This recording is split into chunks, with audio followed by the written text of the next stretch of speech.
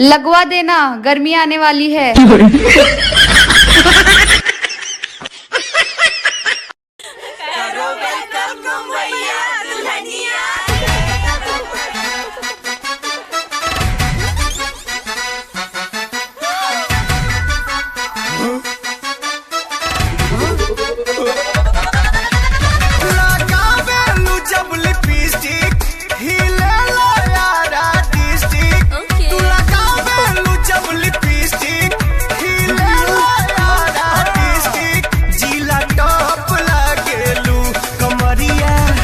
कमरिया कमरिया करेला पालप लॉलीपॉप लागेलू।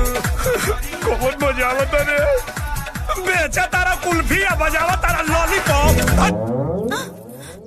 वो तो लगी नजर पड़ता हर हमरा नोनो भेज पा कॉलेज पा कातिल इमेज पा तू हजारा लेके आइलू स्टेज पर आधे हफ्ता तला तो जाइबू से कवनी साचा में सचले भगवान मुस्कान तहर लेता बेजान कवनी साचा में सचले भगवान मुस्कान तहर ले हमसे दिल तू लगा ले आजा इश्क का मजा ले बनके मेरा बॉयफ्रेंड गर्लफ्रेंड बना ले मैं सिंगल हूँ किसी को ये खबर नहीं खबर नहीं खबर नहीं समझे समझे समझे। ओ मोबाइल न बना जिसका कवर नहीं ओ मोबाइल न बना जिसका कवर नहीं ऐसी लड़की नहीं जिसका लवर नहीं।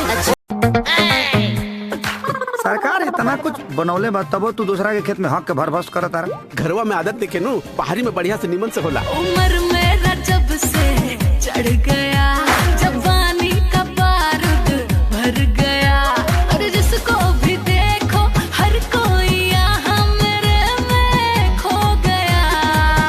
दूसरा फूल झड़ी क्या हुई मोहल्ला माचिस को गया गली गली घूमेला हो मन के भवरवा मिले नहीं चीको करा।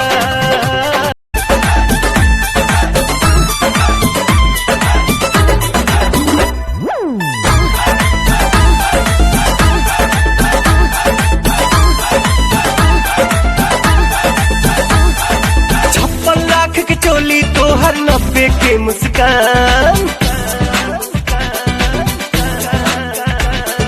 56 लाख के चोली तोहर 90 के मुस्कान आरा पटना हिल जाई औरी हिली सीवान चलो न छतिया उतान गोरी चलो न छतिया उतान चलो न छतिया उतान गोरी चलो न छतिया उतान।